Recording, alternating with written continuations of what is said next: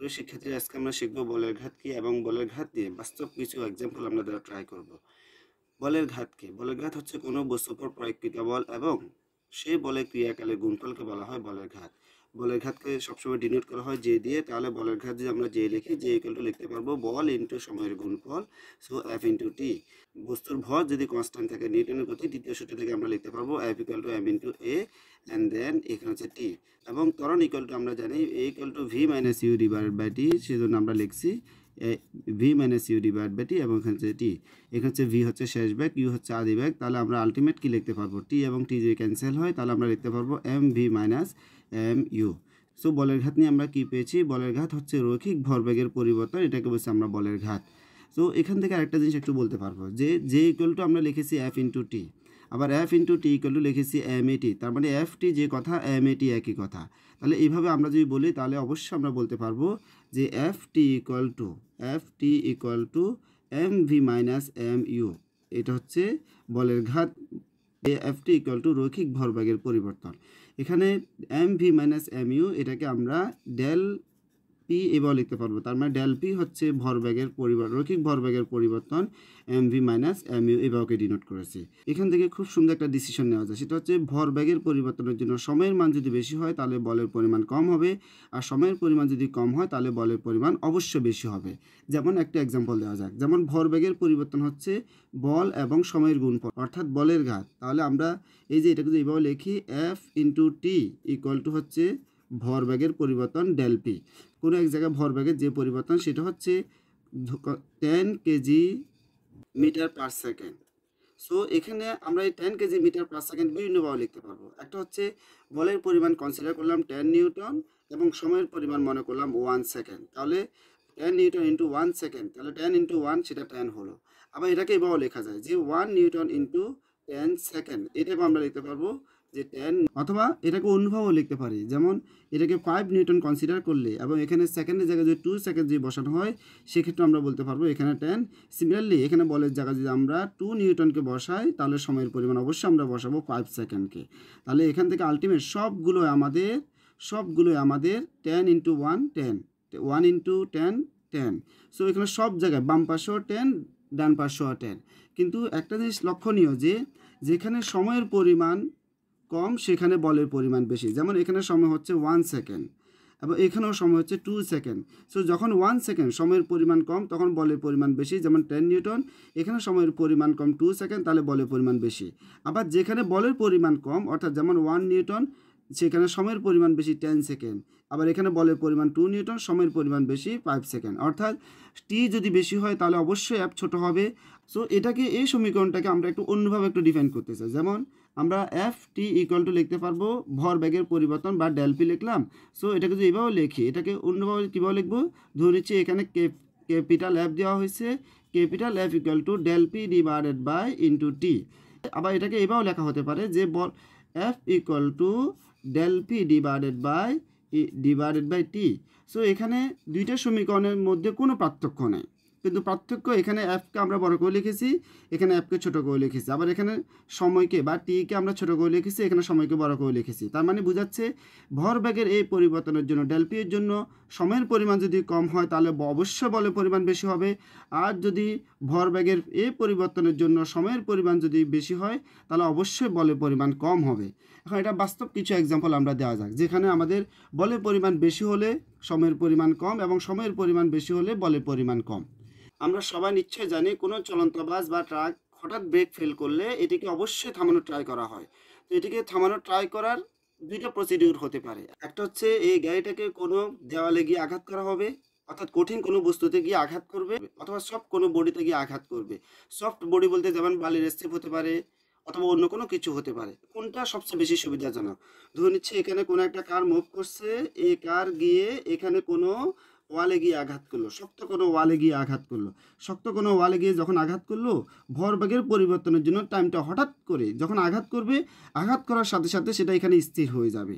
তো তাহলে সময়ের পরিমাণ খুবই কম নিয়েছে, যার কারণে বলের পরিমাণ বেশি হবে এবং গাড়িটা এখানে ক্ষতিগ্রস্ত হবে।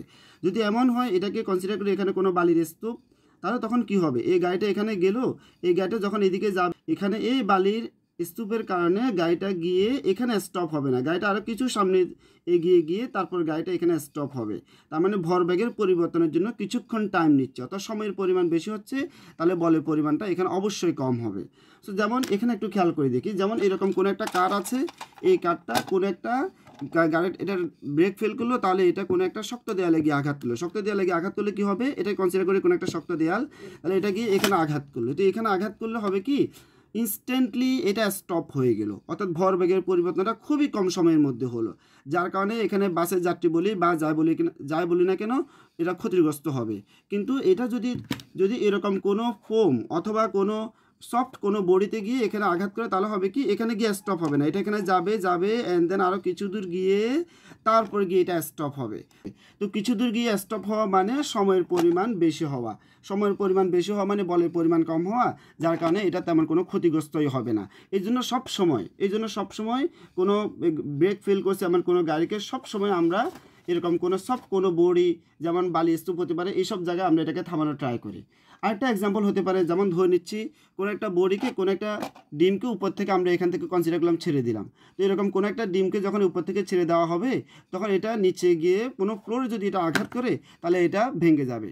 কিন্তু সেম থিং এই ডিমটাকে যদি আমরা এরকম কোনো সফট কোনো বডিতে গিয়ে যদি ফেলে দিই উপর থেকে, তাহলে হবে কি এটা এখানে গিয়ে তো স্টপ হবে না ইনস্ট্যান্টলি, এটা কিছু দূর গিয়ে তারপর স্টপ হবে, যার কারণে ভরবেগের পরিবর্তনের জন্য কিছুটা টাইম নিচ্ছে, যাহলে বলের পরিমাণ কম হবে, যার কারণে এটা আর কোনো ব্রেক করবে না অর্থাৎ ভাঙবে না।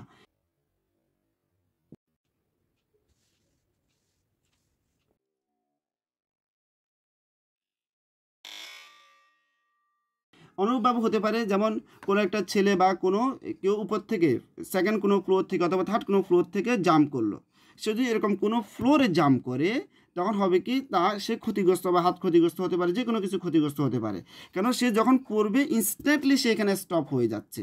কিন্তু শুধু এরকম কোনো সফট কোনো বডি হতে পারে, এটা শুধু যে ফোম হতে হবে বা কটন হতে হবে এমন কোনো কথা না, যেমন সে কোনো ঘাসের মধ্যেও পড়তে পারে, যখন ঘাসের মধ্যে এখানে পড়বে ইনস্ট্যান্টলি সে স্টপ হবে না, কিছু দূর গিয়ে তারপর সে এখানে স্টপ হবে।